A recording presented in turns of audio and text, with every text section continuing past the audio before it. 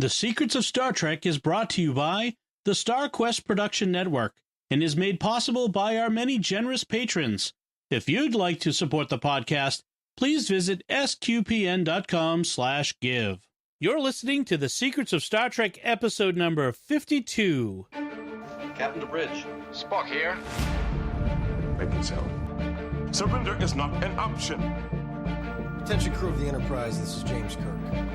We are all explorers, driven to know what's over the horizon, what's beyond our own shores. We would have helped you get home if you had asked.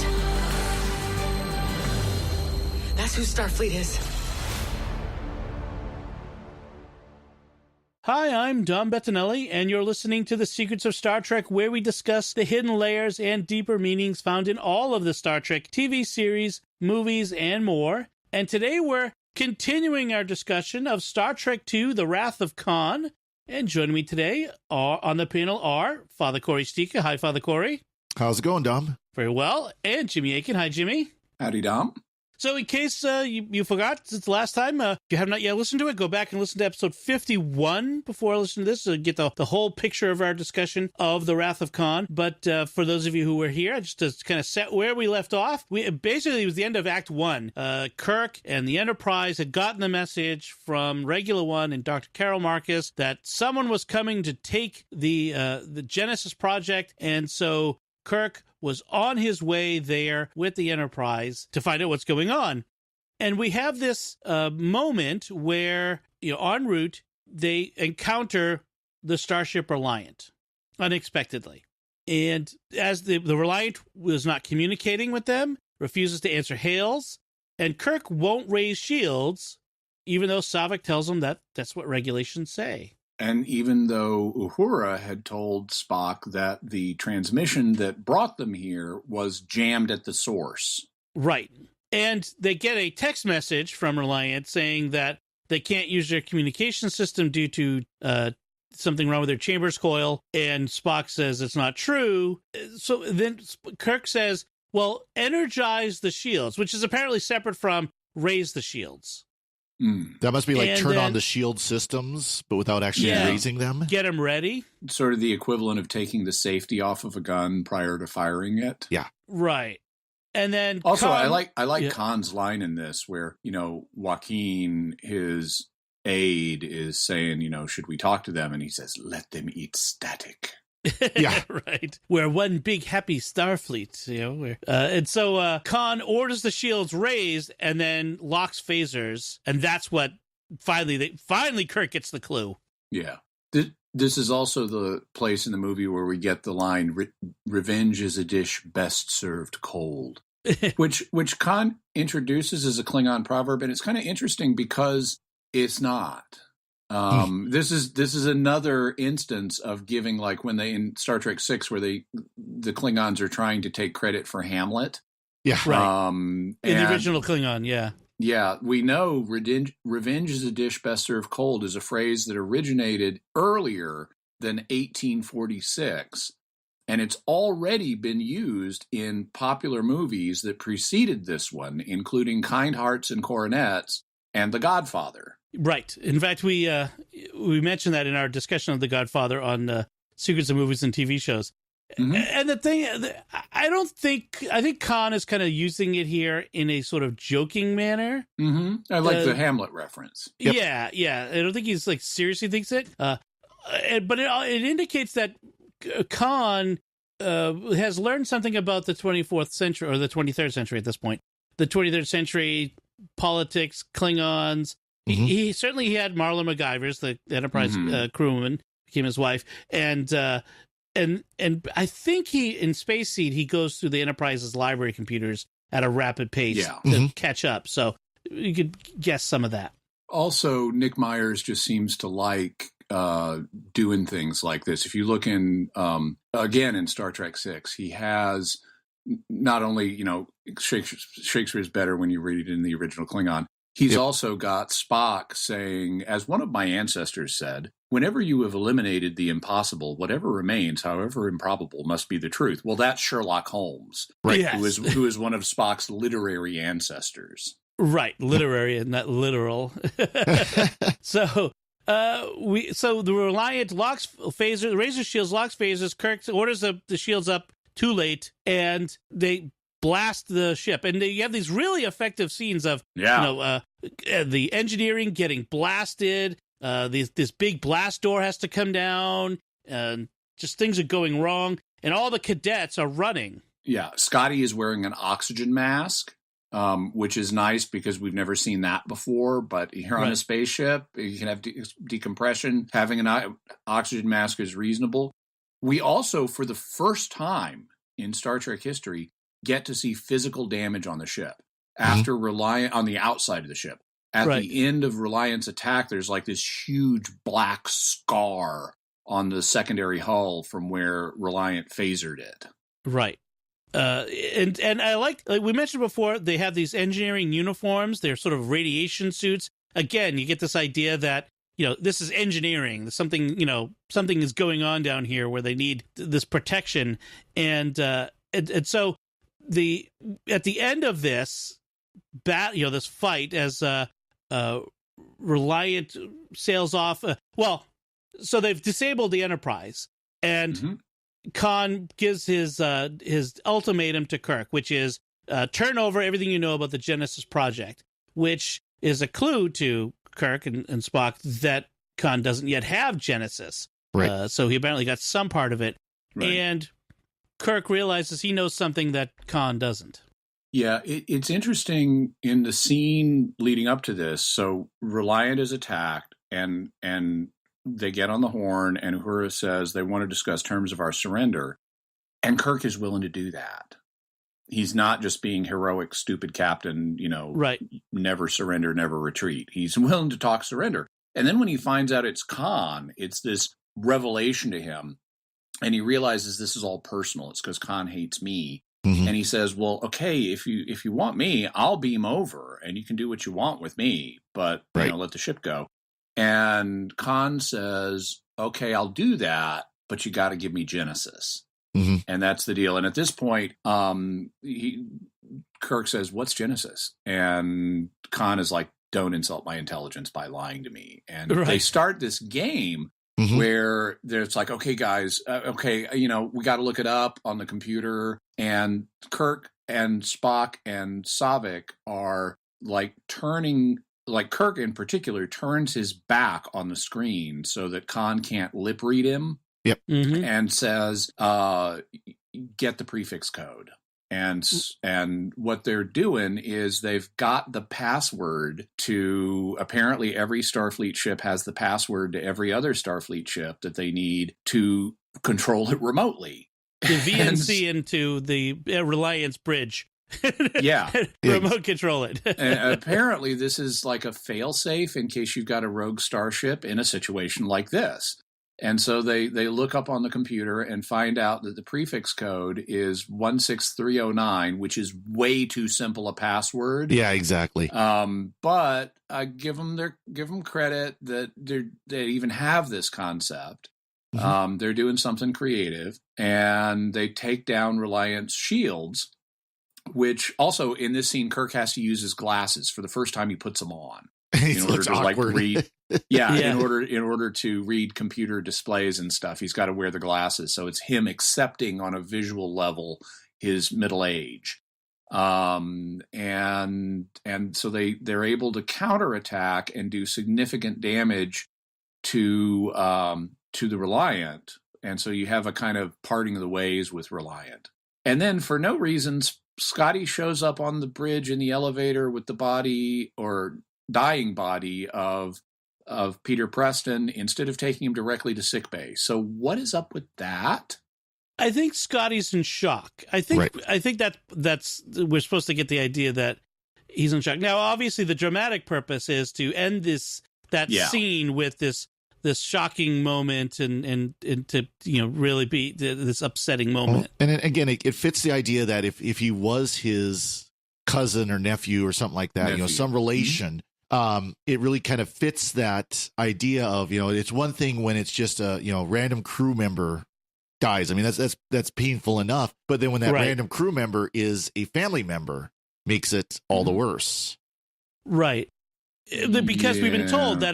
that it's a crew full of kids, you know, and so I think that's the other part is we're supposed to realize that Kirk is, you know, going into battle carrying a crew full of essentially kids and against, you know, Khan and his people. So you have this multiple points, but you're right. I mean, obviously he should have just taken him right to sickbay. That would have been the best thing to do. And and that's where they eventually get, and where he dies with Kirk next to Scotty, and you know, is the word given, Captain? The word is given, you know, and that sort of thing.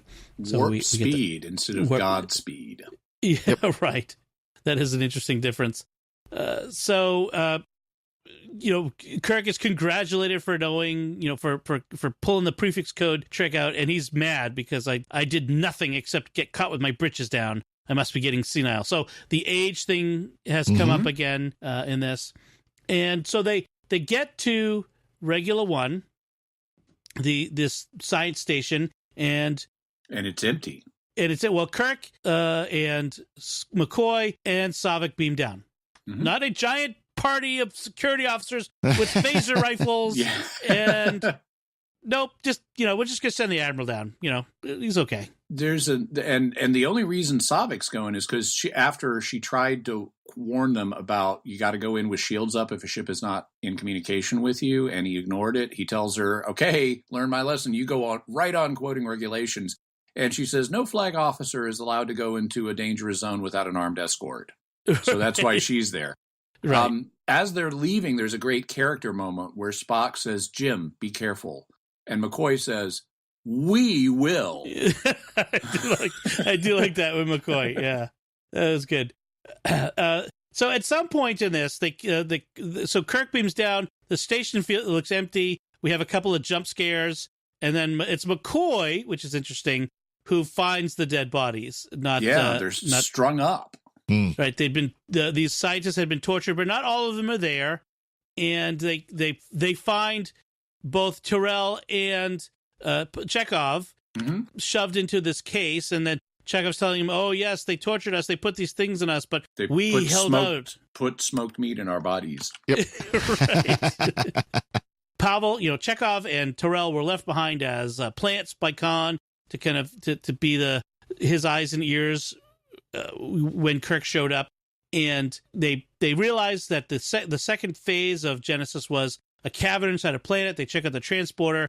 They realized that they beamed down into the planet, which is supposed to be a lifeless rock, and they beamed down into this corridor where David Marcus attacks Kirk, and this is where you have the reveal that David is Kirk's son, which Kirk apparently knew at this point. He actually knew that David was his son, but Carol had asked him to be absent from his life, to not be there, because she was afraid he would follow in his footsteps. And there's a great exploration of this in the book of the autobiography of James T. Kirk, which we offer as an incentive if you become a patron of Patreon at a particular giving level. You going to say, Jimmy? Well, so David, he didn't want him in his life because he wasn't a big Boy Scout, and afraid he would follow in his footsteps, so he joined the Knights of Ren. Is that how this worked? Right. Yeah. Yes, that does seem familiar, doesn't it? So they're in this cavern. We have Tyrell then reveals himself to be, you know, that Genesis is there. Tyrell reveals himself to be under the control of Khan still, and Khan says, "Shoot Admiral Kirk." Yeah, Khan's listening to all this on the communicator. Right, and he won't. Tyrell holds out. Although at some point, David tries to attack Tyrell, and Saavik tackles him, but not before Tyrell shooting at David actually shoots the other scientist who gets vaporized. And it's like, David, idiot, you just got your friend killed. It's your fault, Mr. Hothead. And but Tyrell holds out and, you know, ends up turning the phaser on himself and shooting himself. And then for some reason, that causes Chekhov's little earworm to make him fall to the ground and have it come out. And Finally the babblefish gets that melody out of his head. Exactly. Right. Yes. The babblefish falls out of his ear. I would assume this is because these things are telepathic. I mean, they're doing stuff with people's minds. And so maybe killing one of them when Tyrell commits suicide, that causes the other to panic and think I've got to get out of here or something. I'm guessing, but yeah, that's got to be something like that. So Khan beams out Genesis, the Genesis device, but then tells Kirk, "I'm leaving you there to die." But before this point, actually, I should have mentioned this. Before this Buried point, alive, buried alive. But Kirk communicates with Spock that if you go by the book, Spock says, if the days will become days. Yeah. Yep. And so they have this really lame code where it's going to be 2 days for the auxiliary power and 5 days for whatever, and it's really 2 hours and whatnot. And so they're stranded here. By now, Spock has taken the ship far away from the planet, so they couldn't possibly find him. It's kind of a lame ruse, but yeah, but okay. It's fun. Yes. Also, after Khan is delighting in the fact he's leaving Kirk buried alive, that's where Kirk takes the communicator and screams, "Khan!" And then we get this wide angle back to where we see the whole moon, and it's echoing, "Khan!" Yes. and 1,000 memes were born. Yeah. and so they're like, "Oh, so got anything to eat while we're sitting here waiting?" And it's like, "Oh, that'll be in the Genesis cave. I thought this was the Genesis cave. Oh, this is nothing. This took Starfleet Corps of Engineers 10 months to tunnel out. Here, I'll show you." And they go into this amazing cave of wonders. It's sort of like a Jules Verne-like cavern of life and whatnot in there, which I wonder how long that lasted after that point, given David's use of proto-matter in the Genesis device. We may never know. And so then we get Carol Marcus's line, "Can I cook or can I cook?" So, and then they hang out there. And this is where Kirk and Saavik have this discussion about, he's never faced a no-win situation. He's in this situation where it seems like a no-win, and he says, "I don't believe in it." And then he says, that's when he contacts Spock and says, "Hey, are we ready?" "Yep, we're ready to go." And they beam him up like, "See, I'm very clever." It's like he didn't learn his lesson from getting caught with his britches down, a few scenes ago, where he's overconfident once again. So they beam up. Yeah, and Saavik is to Mr. Spock like, "You lied," and I exaggerated. And this is because they previously told us that Vulcans don't lie, which is that's like Minbari don't lie. No, they lie. Yes. And apparently this was a huge thing when Star Trek Enterprise came on, because they showed for plot reasons a Vulcan lying, and they got this incredible, people were filled up their voicemail over the weekend with just "Vulcans don't lie," and it's like, yeah, they do. Remember that really famous movie you like so much? Yes, right. Yeah, they kind of do lie. Oh, but this isn't lying. This is speaking in code. That's completely different. He told the truth, just using different words. No. And so just before this, we had Kirk explaining to Saavik how he beat the no-win situation. David calls him out, "You cheated. You reprogrammed the simulation." And Kirk says, "I changed the conditions of the test." Yeah, you cheated. So Vulcans lie, Kirk cheats. That's clearly what's going on here. And then Kirk reminds Saavik when they beam back aboard, "Speaking of regulations, if you're going to quote regulations at me, Regulation 46A, you cannot, don't, was it on an unsecured channel transmission." Yeah. Right.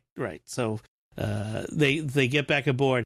And so when Khan has got his Reliant back in order, he comes accelerating around the planet to find, because he hopes to find Enterprise at his mercy, and Enterprise isn't there. And then Enterprise comes out of nowhere and, it actually didn't shoot at this point.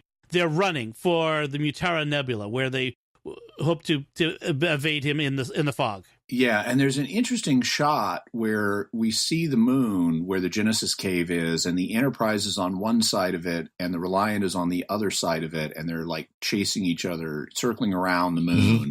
And you have this interesting cut across the moon to reveal that. But because they don't have warp drive, they can't get out of here. And so that's why they go into the nebula to even the playing field tactically. And Kirk taunts Khan into doing that. knowing he's got this obsession with him. So it's like Moby Dick waving his tail at Ahab and saying, "Come and get me."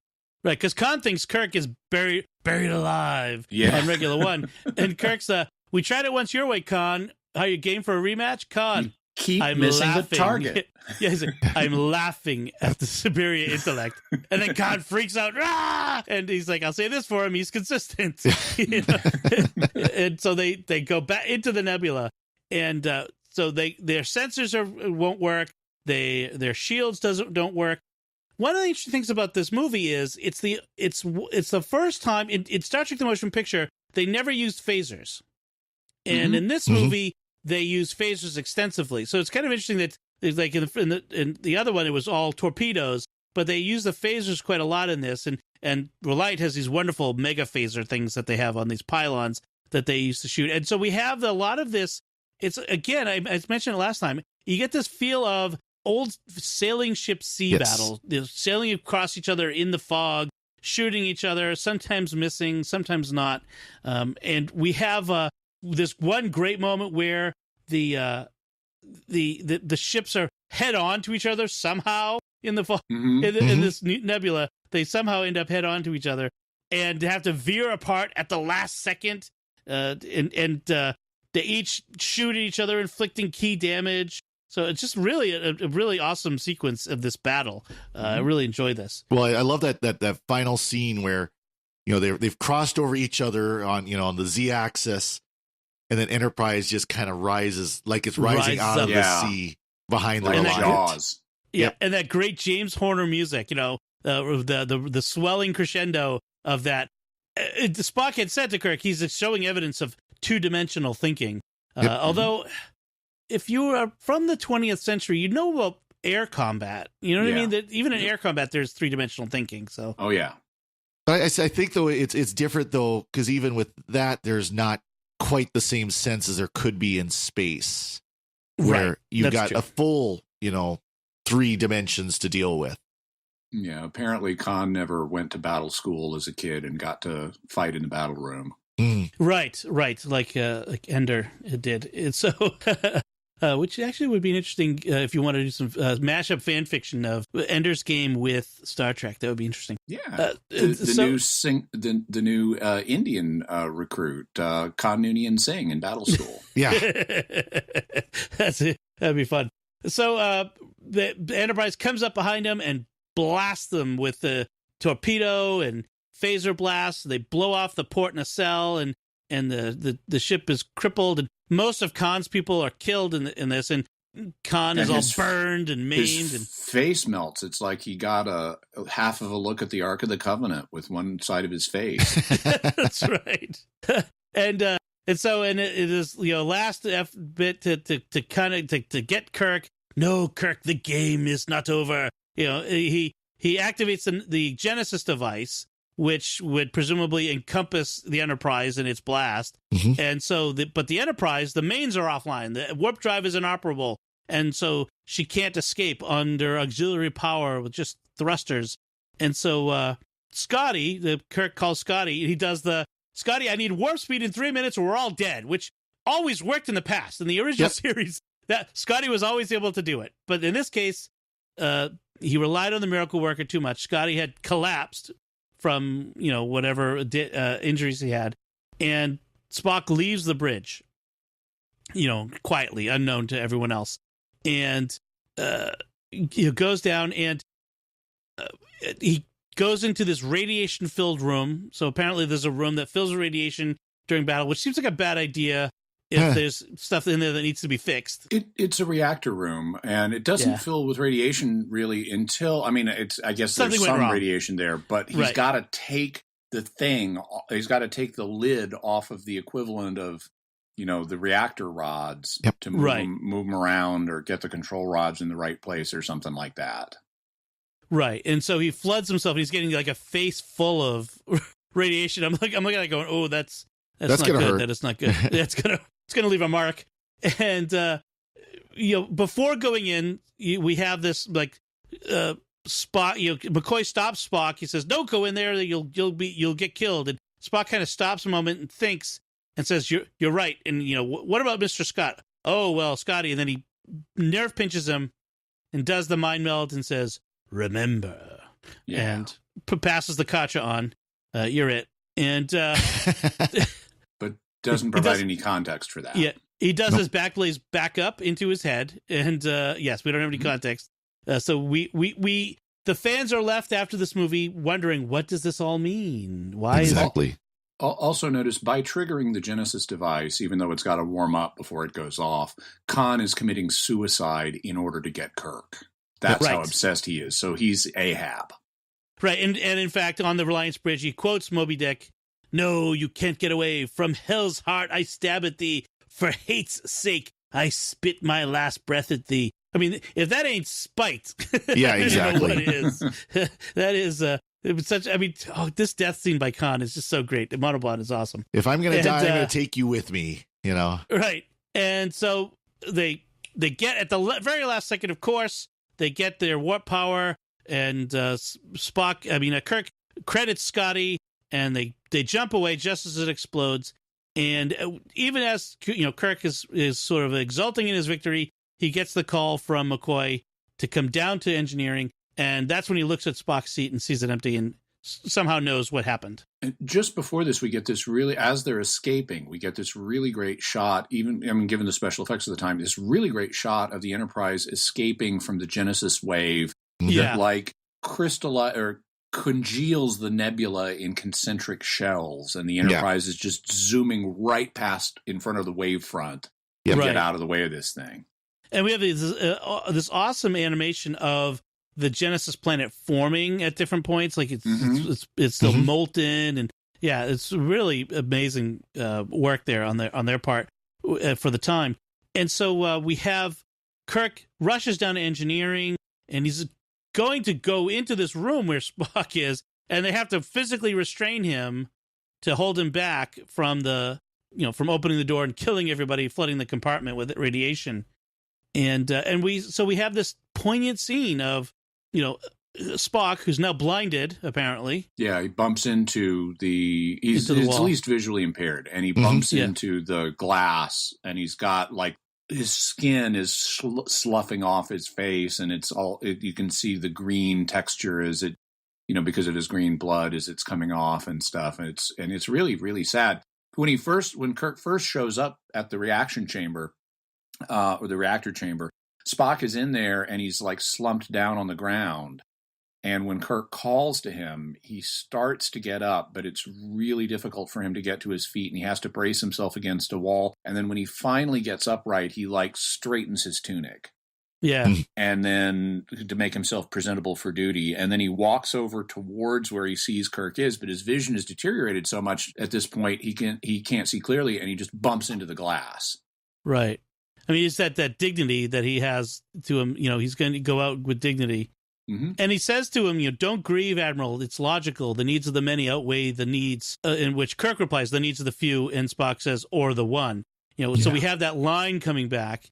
And then this is where Spock says he never took the Kobayashi Maru simulation until now. What do you think of my solution? And Kirk can't reply because it is a no-win situation. He sacrifices himself. I don't want to get overly, imbuing this, but this is a very Christological moment. This is a sacrifice, self-sacrifice for the sake of others. Yeah. Absolutely. Like Jesus going to the cross, Spock goes to the reactor chamber, knowing he's going to end up dying as a result in order to save everyone else. Right. It's not suicide, it's sacrifice. I mean, there's a difference between those things. And in the side effect is that he's that he's dying, but he's really trying to preserve life. Was this a logical decision, or was it an emotional decision? Do you think was there a bit of emotion in this? I have to save others, so I sacrifice myself. I mean, Vulcans have emotion. It's just they try to deal with their emotions logically. And so, if they didn't have emotions, they wouldn't get out of bed. They just lay there and starve to death. Right. So yeah, this is a logical response. There is emotion driving what he's doing because he values the lives of everybody on the ship. Yes. And this is a logical way of achieving the goal of saving everyone else on the ship. Yeah, I feel like at this point with Spock is he's as integrated between human and Vulcan as he's ever been. Yeah. He's got the balance there within himself. He's not at war with his human side like he has been in the past. And so I think that's what this really kind of felt like to me. Mm-hmm. And then we have this line. And that gets cashed out with when he tells Kirk, "I am and always will be your friend." Yep. Yes. That's the real balance. That's his human side coming out in his dying moments. Right. This is I don't want to do any spoilers for Discovery. But this is a payoff of something that might happen in Discovery at one point in the second season. Not in a direct way. Not directly, but not directly. The conflict between Spock's human and Vulcan sides is something that, and the balance between them is a theme that's explored in Star Trek Discovery Season 2, and here we find him getting to that place of balance. Yes. And in his friendship with Kirk, that he can acknowledge his friend, which is good. And they gives the Vulcan salute against the glass, and Kirk responds, to it, and that's when Spock dies. And I find it, interesting that Spock, even as Spock dies, a new world is being born. It's sort of a world is being born out of his sacrifice. And then in the next movie, as Spock returns to life, spoilers. The movie is called The Search for Spock.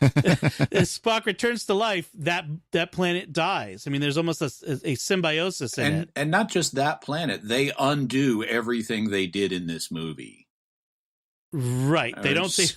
Yes, we don't save the Enterprise, we don't save David, and we don't save the Genesis planet. All that gets undone. Yeah, that's true. That is true. So from there, we go to Spock's funeral, which is... I know I overused the term iconic, but it is entered into pop culture in several different ways. I like Kirk's eulogy, which is, he says, "It should be noted in the midst of our sorrow, this death takes place in the shadow of new life, the sunrise of a new world, a world that our beloved comrade gave his life to protect and nourish." In what way did Spock give his life to protect this new world? Or is it a figurative? Or is it a figurative new world? A new world of the training crew of these people that he's saving. The young people. Yeah, they're talking about the Genesis planet, and it just doesn't work. It's just good rhetoric. Yeah. Well, then Kirk says this other line, which really carries on. "Of all the souls I've encountered in my travels, his was the most," and then he has this catch to throat. Shatner does a good job here. Human. He kind of gets out that Spock's soul was most human. And we cut to Saavik, and she's got a tear coming down her face, and it's very affecting, this moment. I find that line a little risky, to say that Spock is the most human of everybody, because given everything we've seen of Spock, he wouldn't have considered that a compliment. Yeah, yes and no, but I think that's been kind of the idea, the thing that they've been developing with this relation with Spock and Kirk and McCoy is that Spock is Vulcan and human, and that human isn't a dirty word. Human. Right. There's a good thing about being human. Yeah, I also think it just, on what basis is he the most human person that you've met? Really? Well, for Kirk, yeah. I mean, a human in embodying all the great human qualities. I don't know. I kind of wonder. It's because when I think the most human person is so like compassionate, caring, vulnerable. I'm sure those things are all in there in Spock, but him being the most of those things, self-sacrificial. I mean, his sacrifice of himself for others. Yeah, but that's maybe the most human thing. It's like you saying people of other species can't sacrifice themselves. I think maybe in a metaphysical Christ was born human. I know that's certainly not what the writers intended with that. I think this is just more nice sounding rhetoric that doesn't really hold up if you think about it. Sure. And then we have this amazing moment as Scotty plays Amazing Grace on the bagpipes. And And Amazing Grace on bagpipes is never the same for anyone ever again. Exactly. At least for me. It is I mean, I've listened to a lot of bagpipe music, and Amazing Grace is a classic bagpipe tune. Yep. If you may not know that if you don't listen to bagpipe music, but it is. I mean, it's very commonly done. And there's this moment where Scotty's playing Amazing Grace, and they fire the torpedo. They're burying Spock at space. Yep. You know, this is what you do on a ship in the Horatio Hornblower days or Master and Commander days. Someone dies on a ship. You don't take their body back. You put them in a body bag and you dump them over the side and bury them at sea. And that's essentially what they're doing to Spock here. And so you have this moment where Scotty's playing Amazing Grace, which is very moving and effective on its own. And then as we follow the coffin into outer space, we get this outer space shot, and the tune of Amazing Grace is taken over by a full orchestra. And it just brings it to a whole new emotional level and is a really powerful and moving moment. Right. It's. I remember it being. I mean, now I've seen it so many times, so it doesn't have the emotional weight it had then. But I remember how emotional this moment was for me watching this as a kid. Spock is dead. Spock, this character that I knew, that I loved. Who knows if he's coming back? For me, at that moment, he was dead, and this music swells. This music carries me. Amazing Grace has this resonance, has this ability. It's the reason why it's such a beloved hymn. There's something to it, and I think it's let's just say amazing. It's amazing to have a song as explicitly Christian as Amazing Grace as part of this scene. This recognition of Amazing Grace. It's not just it's a great tune, but the words themselves carry a resonance about life and death and eternity and redemption. There is an interesting line. One of the lyrics of Amazing Grace is the original lyrics of Amazing Grace is talking about the eternity of heaven, and it says, "When we've been there 10,000 years, we've no less days than when we'd first begun." But given the numeracy and increasing scientific sophistication of our culture, 10,000 doesn't sound like a big number anymore. And so there are congregations that have updated that to 10 billion years, and which I'm fine with. You know, it makes the same point. I mean, 10,000 years sounded like a long time to people in the 1700s, but 10 billion sounds more. And I just kind of wonder what's it going to be in the 23rd century. It's like 10 septillion years, right? 10 quantum years. Who knows? Yes, exactly. Well, it's interesting though with this whole scene because, as we discussed when we were talking about Discovery about how people reacted to how they were portraying this beloved character Spock. And of course, this movie came out long before that and killed off this character.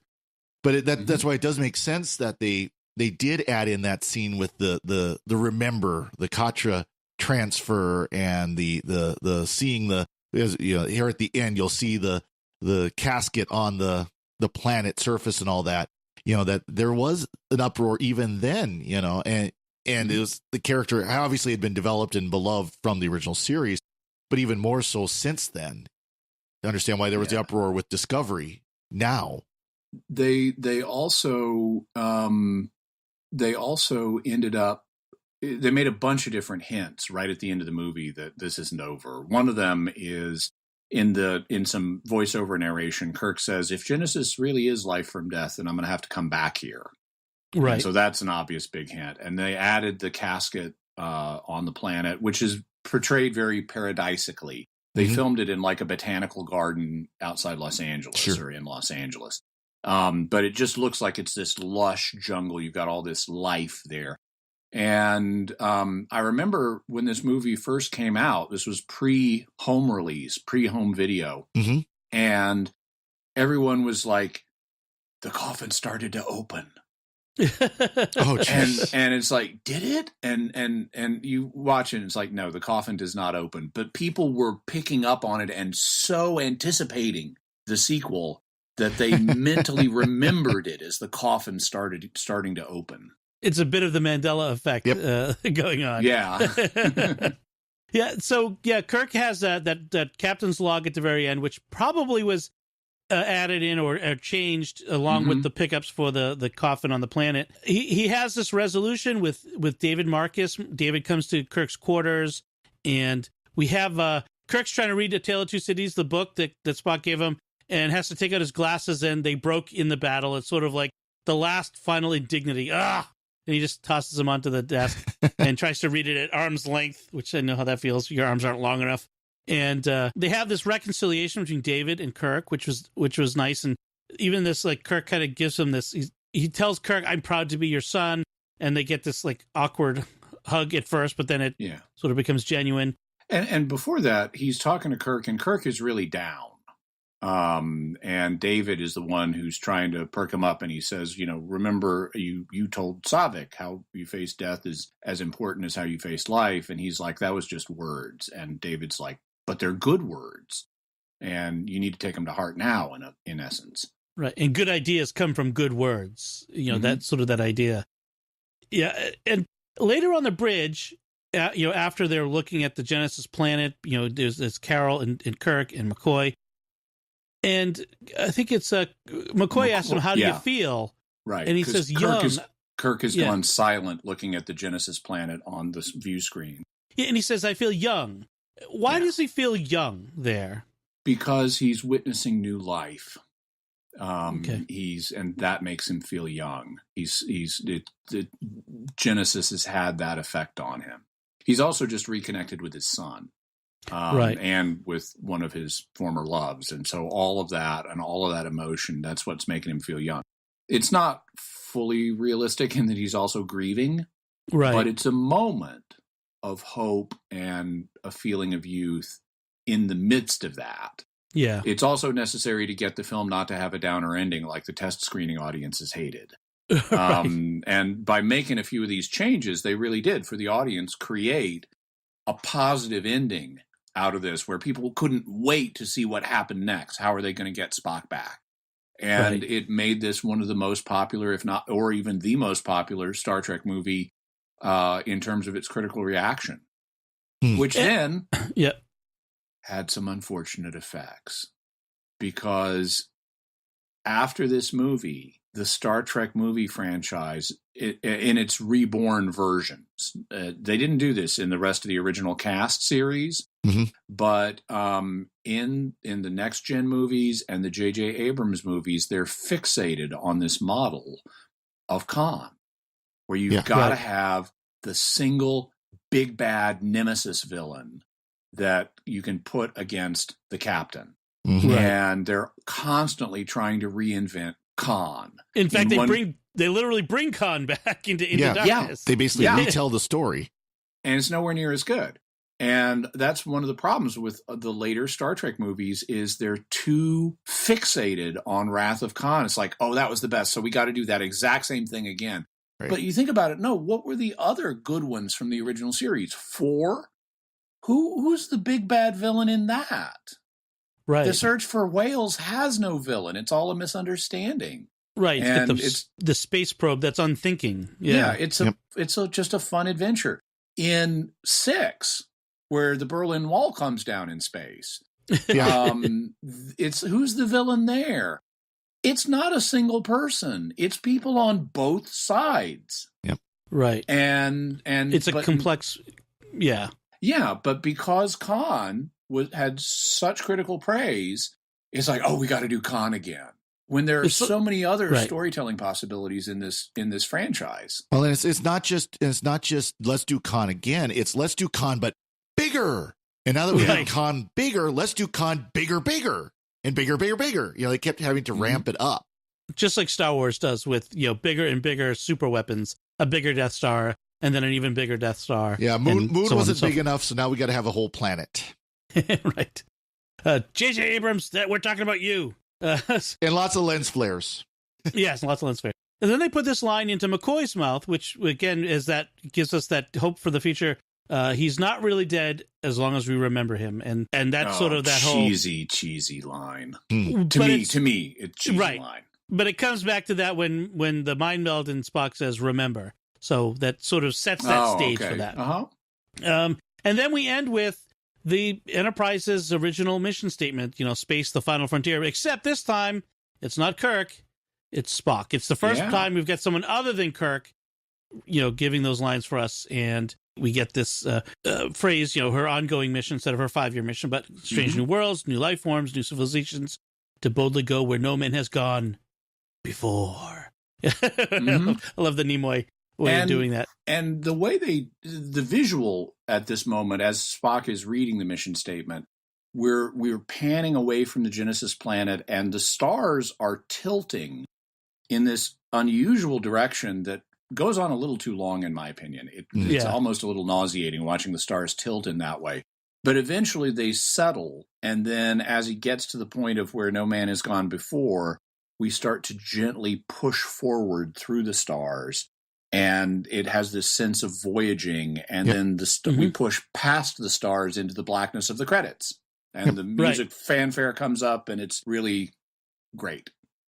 Yeah, very classic, older movie credits at this time. So yes, so that's the movie. Any other notes that we didn't cover as going through this? Anything we left on the cutting room floor? Well, one thing I get a kick out of was in the simulator, and it did get removed for the actual Enterprise bridge, but apparently they do smoke in the 23rd century because it said no smoking on the bridge. Yeah, right. Yes. I liked the way it's hard to look at this movie with first-time viewer eyes because, it's so popular. We've seen it so many times. But they actually ramp up Genesis in an interesting way because for most of the movie, we do not know what Genesis is. Yeah. And but they start building it up early on when we first hear about it. David is talking to Carol, and he says, when this works, you're going to be remembered like Newton, Einstein, and Surak. Yeah. And so that's like, okay, this is something huge. If it's Newton, Einstein, and Surak. I like with Kirstie Alley as Saavik. There's a neat scene where she's talking to Kirk in the elevator, and he cracks a joke, and she doesn't quite understand it. And she says, humor, it is a difficult concept. It is not logical. and Kirk's response is, we learn by doing. So he's like telling her to start cracking some jokes. Exactly. Lighten up, Saavik. Yeah. Also, I find it interesting that she's referred to as Mr. Saavik. And they come back to this in Voyager because they didn't want to have Captain Janeway referred to as Mr. through the whole thing. So in like the first episode or so, they have an explicit, you can call me ma'am instead of sir. But my question is, I believe, and I want to ask you what the truth is, Father Corey, because you were in the military. How is this issue handled in today's military? Well, in the Air Force, women are referred to as ma'am and men are referred to as sir. And in fact, that invariably comes up during basic training when you'll have a female training instructor and a recruit nervous. It's like that first night where you're getting basically run through the mill because they want to, put the fear of God in you. Will invariably call a female training officer sir. And of course, the line is, do I look like a man to you? Okay. I mean, and now as I understand it is naval tradition, though. The way they do it in the movie is naval tradition. Yeah. I don't know if that's still the case now or not. Obviously, I wasn't Navy. I was Air Force. Okay. I would love to hear from a listener, any listeners who are, in the Navy or been in the Navy and are familiar with female officers. Are they referred to as, Miss or Mr.? I think it's Miss. Yeah, it might be not sure. Ms. now or Miss or something like that. Yeah. Yeah. But that's interesting. Also, I wanted to mention in the Genesis Kickstarter campaign, the justification for it is that Carol cites is the cosmic problems of population and food supply. It's like, okay, that is so 1970s, leading into the 80s, that the population and food supply, guys, you got warp drive. Well, this is so Thanos had a competing Kickstarter where it was all, if I give me the Infinity Stones, I'll snap my fingers and kill half the people in the universe. not just do they have warp drive, they've got replicators. Yeah. Also, in this same sequence, we get this spat between McCoy and Spock about the Genesis device. And McCoy is like, well, according to myth, Earth was created in 6 days. Yeah. And it's like, okay. But then... Do we have to call it myth? Yeah. Yeah, exactly. You could just said according to the Bible. And that's a neutral way of saying it. Right. But now we're talking about universal Armageddon. And it's like, okay, you just gave with your right hand what you took away with your left. Yeah. And we just went from Genesis to Revelation. Sure. Right. One's a myth, one is not, or something. Yes. Yeah. Yeah. But that's all I had. Very good. All right. So that's it from us, I guess. Let's take a moment to thank our patrons who make it possible for us to do things like talk about Star Trek The Wrath of Khan in depth over 2 episodes. We want to thank Susan S., Sandra C., Donna K., Kathy D., and Mark L. Their generous donations at sqpn.com/give make it possible for us to continue the Secrets of Star Trek and all the shows at StarQuest. If you want to join them and all of our patrons, go to sqpn.com/give. So, what do you think of our discussion of Star Trek II: The Wrath of Khan? Is this your favorite of the Star Trek movies? If it's not, I'd love to hear what is your favorite and what makes it better than this. Let us know by going to sqpn.com/trek or the SQPN Facebook page. Leave us some feedback or send an email to trek@sqpn.com. Before we go, I do have a little bit of feedback. I want to read an email that we got from a listener, Pastor Casey Taylor, who says, Protestant pastor here who found Secrets of Star Trek. Overall, I really enjoyed the podcast. I listened to all the Discovery episodes, and now I'm listening to older episodes on YouTube. Since you asked, I wouldn't say I love Enterprise, but I probably do enjoy it more than many other fans. And yes, Season 4 is the best with a lame finale. And I also think the animated series is way underrated. Well, welcome, Pastor Casey Taylor, to Secrets of Star Trek. I just wanted to make sure we mentioned that before we finish. So we'll be back next time when we'll be discussing the original series episode, The Corbomite Maneuver. We will have scary-looking baby aliens giving us ultimatums. But until then, Jimmy Akin, thank you for joining me and sharing the Secrets of Star Trek. Thank you, Dom. Break out the Tranya and live long and prosper. And Father Corey Stika, thank you as well. Thank you, Dom, and boldly go. And once again, I'm Dom Bettinelli. Thank you for listening to the Secrets of Star Trek on StarQuest. And remember, it is a far, far better thing I do than I have ever done before.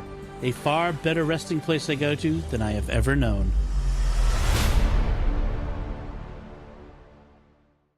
What the dickens?